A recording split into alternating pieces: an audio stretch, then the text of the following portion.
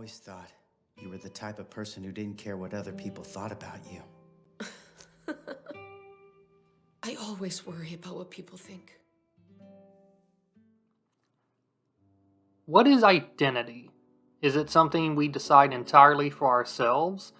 Is it something society thrusts upon us? Do we mold ourselves to fit the shapes we believe are desirable? Is it even truly possible to know who we are? These aren't simple questions. People have been trying to find answers to them for probably all of human civilization. And the answers that are found are often very individualistic. They differ from person to person, from age to age, from perspective to perspective. Watching the anime Blue Period, I focused on Yuka. I'd heard beforehand that there was a cross-dressing man / gender fluid character that was actually part of the reason I watched the show. And I knew I wanted to make a video about them. But I didn't know what to say. Usually I think of things while watching or reading, and I make notes, either mental or physical, and I expound on them while writing the script. But with Yuka, I just didn't have any words. I liked the character, I liked their story, and I absolutely loved the diversity represented by them. But what was the point? Why does Yuka exist? Rather, what does Yuka make me feel?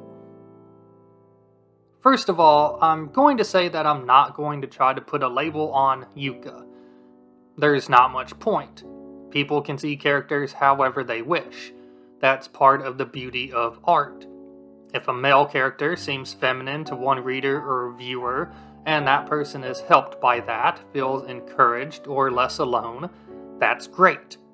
Same with a female character seeming masculine, or someone seeming asexual or non-conforming, or anything else that often isn't seen in media. Headcanon matters. Sometimes it's the only way we can feel better about ourselves. So if a trans woman sees Yuka and thinks, that's like me, that isn't a problem. Yuka may or may not be a trans woman. While the source implies they aren't, a viewer's perspective may choose to see Yuka that way. And art is partly digesting the creator's intention and taking whatever growth you can from it, even if it goes against the creator's intentions. Interpretation matters. I've looked online and seen people calling Yuka various things. A cross-dressing man most often, and that makes sense, because that is how Yuka describes themselves to others. And while that might seem clear-cut, the truth is, Japan is a very conservative society, and views on gender and sexuality differ from those in the West. 2-3 decades ago, in the US, a person that wanted to identify as a woman might have decided to instead live as a gay man because it was easier. The lack of care, the lack of understanding, might have been too hard for that person during that time. Such a thing is possible for Yuka as well in modern-day Japan. But, like Yaguchi said to Yuka, adapting oneself to others' expectations just puts you in a category. It's not a solution. Yuka is Yuka. They are young, they are inexperienced, and they've been dealing with an abusive family and a distinct lack of freedom. Who they become in the future, how they identify, that's up to the creator, Tsubasa Yamaguchi, to decide. But also the people that read her work and watch the anime based on it. Because like I said, interpretation matters when it comes to art. Think about Yuka without bringing gender or expression into it. They're kind of a jerk. They're rude, say unnecessary things, and often act without regard for others' feelings.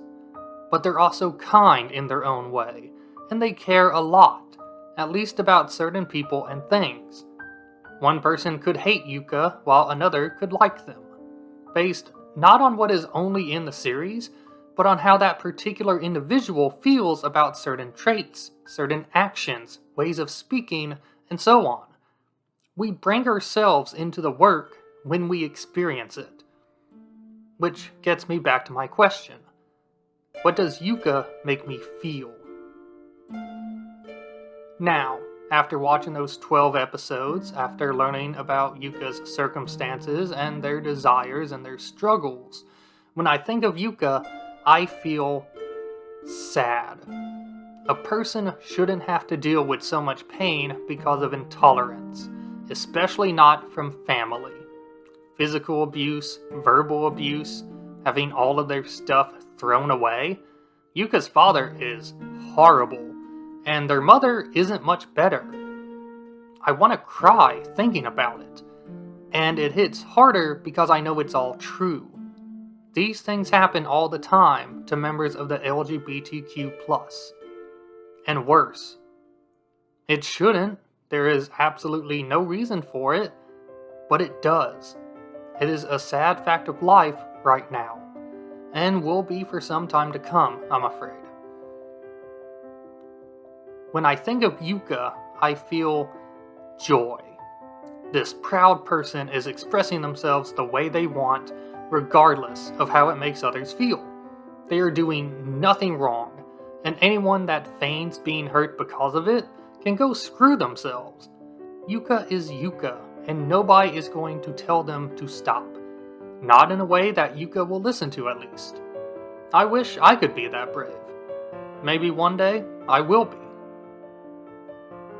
When I think of Yuka, I feel love.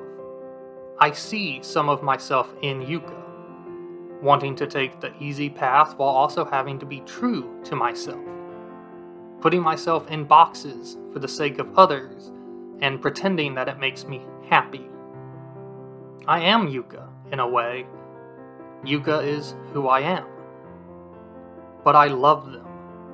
Flaws and all, their ugly nakedness reflects the honesty of their life. And so it is with me. The scars I bear, I earned rightfully. They are mine, and I will wear them proudly, because without them, I wouldn't be the person I am today. Each memory may not be pleasant. Some may be absolutely terrible, but none of them broke me. Not completely. I'm still standing, and I'm going to keep going down my path, for the sake of myself, for the sake of others, because I know that, while I see myself in Yuka, others will see themselves in me. And I want them to know love. I want them to feel and be loved. Because they deserve it. Because we all need it. I thought I would make a video about how Yuka is a great example of diversity, how a person with a penis that wears a skirt is one of my favorite things in media because it helps me feel like I belong. But after looking at some of their scenes again, I realized that I wanted to do more. I wanted to get to the heart of Yuka as an idea and a character. I wanted to make people feel. That's what art does, whether it's a painting, a song, a book, or a video on YouTube.